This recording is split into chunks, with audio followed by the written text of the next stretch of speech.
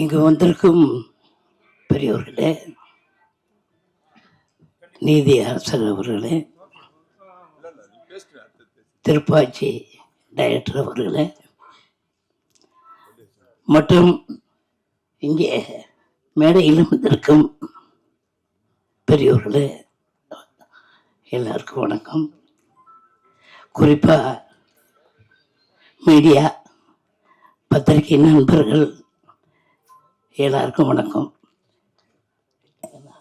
இல்லை மேடம், எனக்கு தொண்டு வெட்டி இருக்கு, வேற ஒன்றும் இல்லை. ஆமாம், இங்கே வந்து படம் எடுக்கணும்னு நம்ம பாலா சொன்னாப்புல ரொம்ப மகிழ்ச்சி. இப்போ வந்து சரியா கதை எடுத்தா கரெக்டா ஓடும். இவங்க கதையை சரியா எடுக்கிறது இல்லை. அது எடுத்தா தாங்க ஓடும். சும்மா இப்போ ஜனங்கள்லாம் கம்ப்யூட்டர் லெவலுக்கு போயிட்டாங்க. நம்ம வந்து ஒழுங்கா எடுக்கணும்.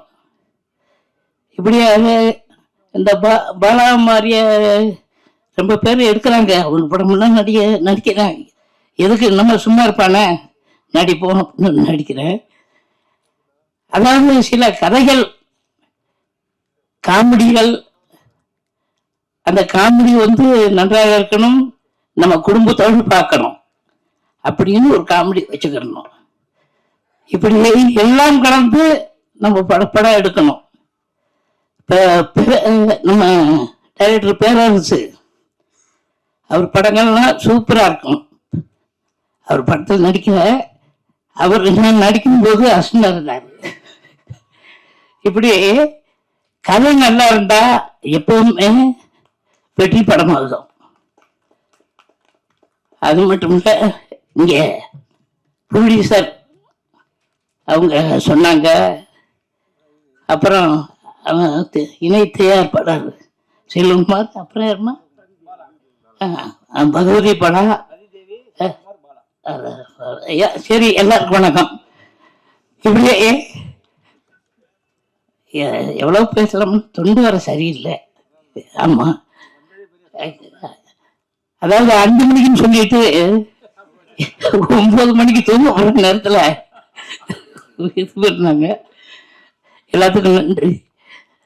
இங்க வந்திருக்கும் அத்தனை உள்ளங்களுக்கும் எனது மனமார்ந்த வாழ்த்துக்கள். வணக்கம். வணக்கம். அனைவருக்கும் வணக்கம். இந்த சபையில் கொஞ்சம் ரொம்ப உஷாராக பார்த்து பேச வேண்டியிருக்கு. ஏன்னா என் நீதி அரசர்கள் அமர்ந்திருக்காங்க.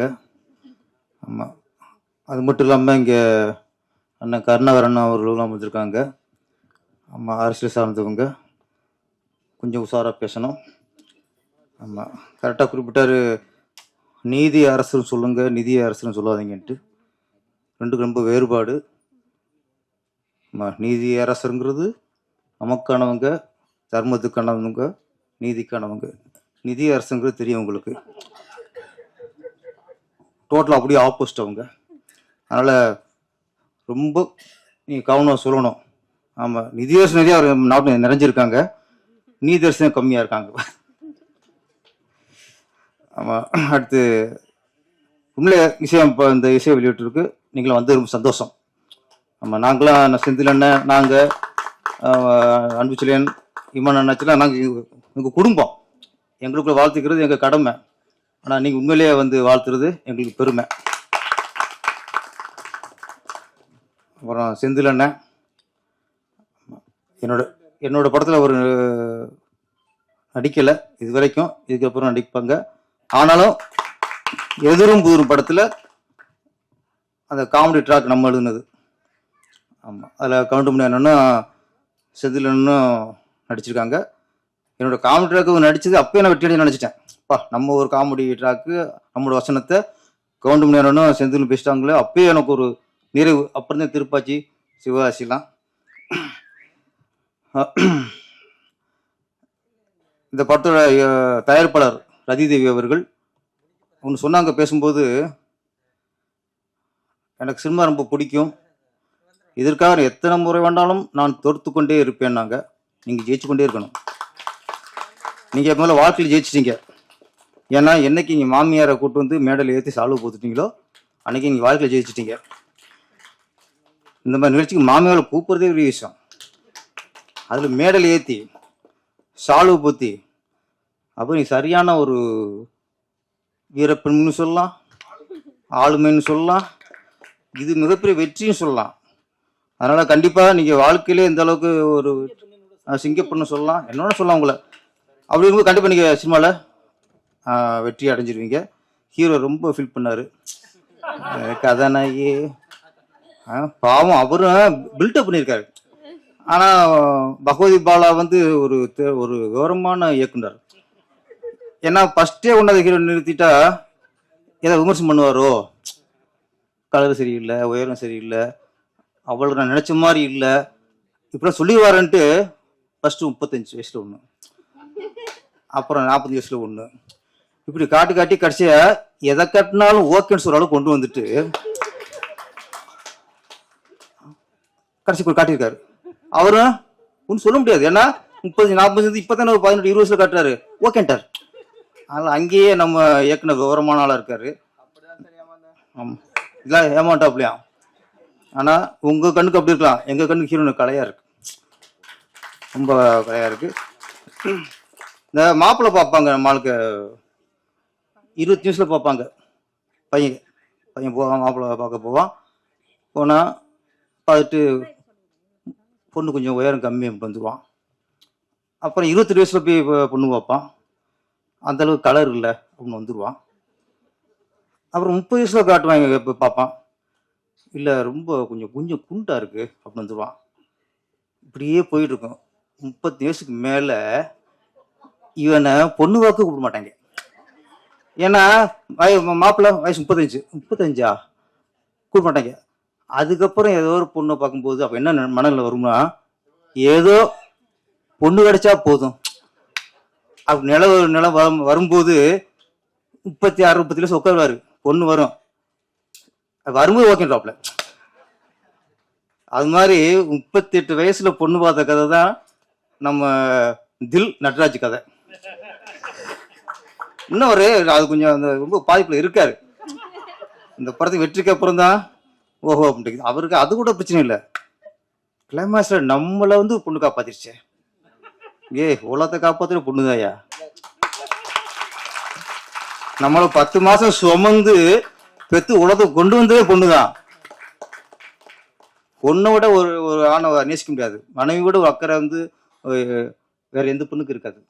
அக்கா தங்கச்சி மாதிரி பாசம் வேற எங்கேயுமே இருக்காது, எல்லாத்துலயும் பெண்கள் தான். அதனால பெண்கள் காப்பாத்துனா அது நீங்க பாக்கியமா நினைங்க முதல்ல. அப்புறம் இந்த படம் மச்சினிச்சு வச்சுக்கலாமா? ஏன் மச்சினிச்சுன்னா கட்டிக்க வேண்டியானே, அதனை வச்சுக்கிறிய. தமிழ்நாட்டு நிறைய பேருக்கு இது வச்சுக்கிறதுல தான் போதை. கட்டிக்கிறது ஒன்று, அப்புறம் வச்சுக்கிறது ஒன்று. அது மாதிரி யார் கவிங்கிறது, அதான் டைரக்டர் வேலை பண்ணுவாங்க. அதாவது ஹீரோயினி ஒரு ஹீரோ மச்சினிச்சு கூப்பிட்டு தப்பே இல்லை, வச்சுக்கோன்னு அர்த்தம், கட்டிக்கிட்டு வச்சுக்குங்க, ஓகேயா. அப்புறம் இந்த படத்துல அப்புறம்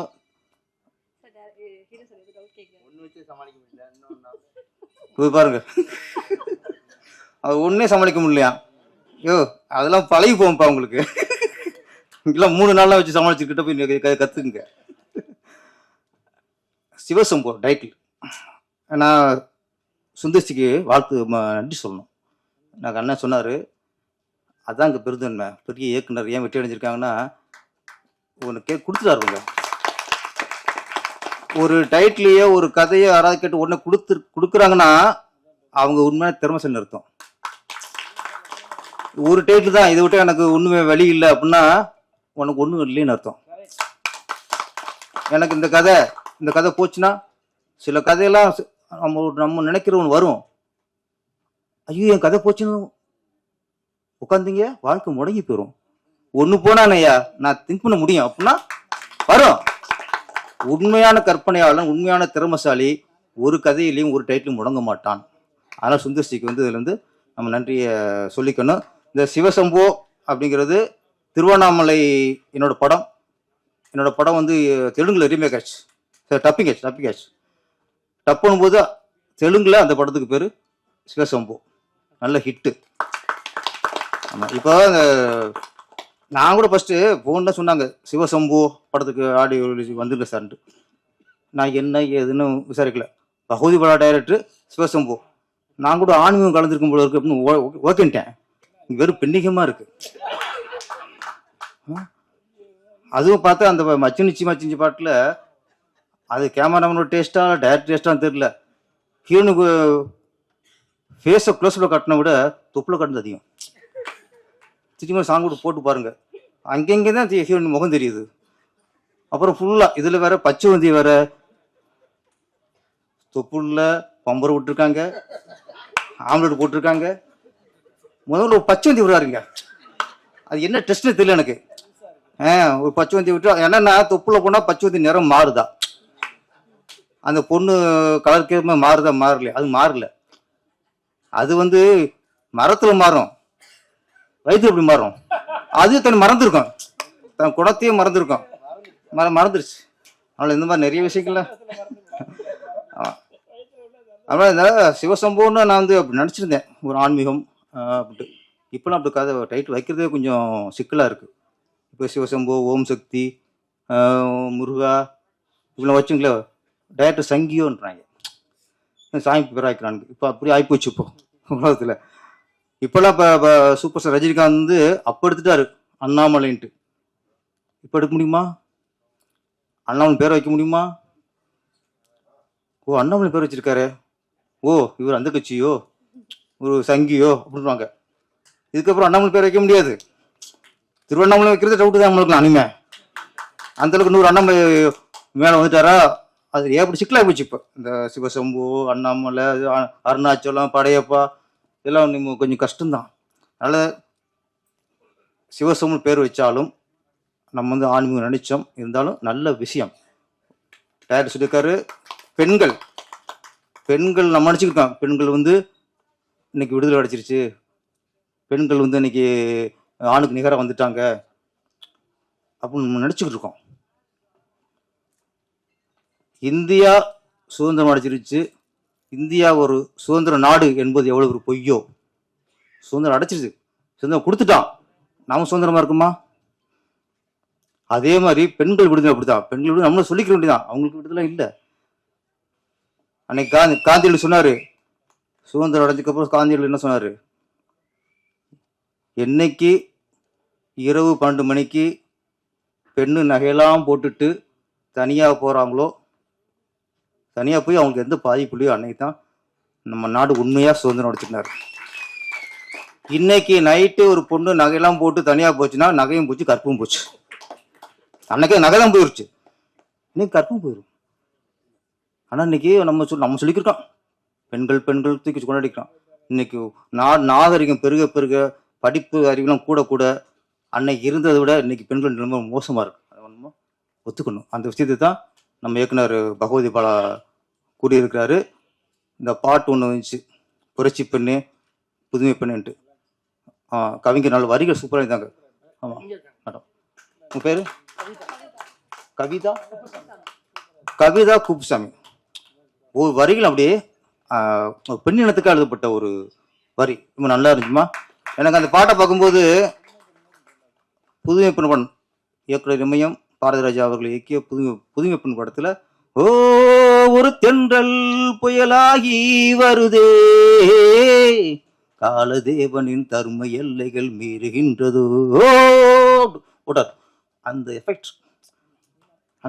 அதே மாதிரி அந்த பொண்ணு க்ளோஸ்அப், நிறைய க்ளோஸ்அப் யூஸ் பண்ணி, இந்த மச்சிரு க்ளோஸ்அப் போடல, அதை இங்கே ஈக்குவல் பண்ணிட்டாரு. இங்கே க்ளோஸ்அப் தான் எல்லாங்களும். இந்த மாதிரி முறைக்கு இந்த பொண்ணு ரஜினாவுக்கு வாழ்த்துக்கள்.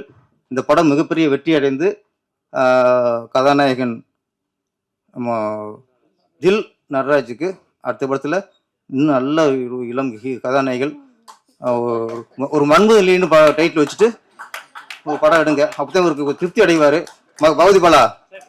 அந்த மன்மது லீலை 2 அப்படின்னு சொல்லிட்டு ஒரு 10-15 பொண்ணுல போட்டு படம் எடுத்து விடுங்க அப்படியே. ஆமா